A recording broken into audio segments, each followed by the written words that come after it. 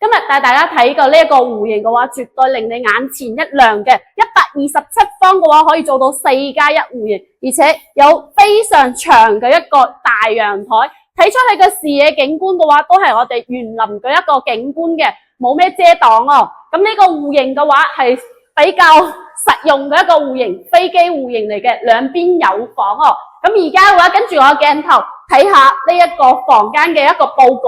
咁我哋所睇到嘅都係佢嘅交樓標準嚟嘅。咁呢一邊嘅話，一入戶嘅話，佢呢個位置嘅話都可以俾到我哋呢一戶嚟用嘅。咁交樓嘅話，非常之厚實嘅一個德曼嘅木製門嚟嘅，非常之厚重。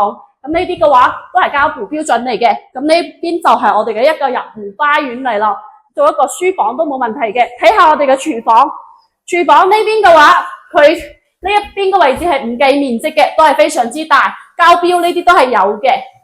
放一個雙開門冰箱完全冇問題。咁過嚟睇下啲房間啦，呢邊房間嘅話都唔算話好細嘅，放個尾5個床嘅話，再擺個櫃都 OK。咁呢邊嘅話就係客圍啦，客圍嘅話係2段式嘅。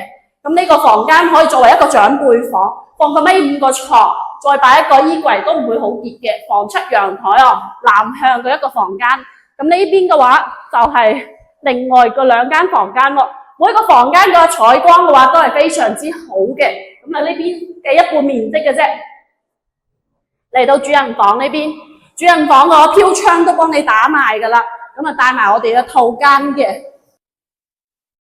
咁如果想響博愛7路呢一邊揾呢啲大精裝修嘅房嘅話，而家我哋端午活動嘅話都嚟啦。如果有興趣想要了解呢一個樓盤嘅朋友嘅話，評論區話我知。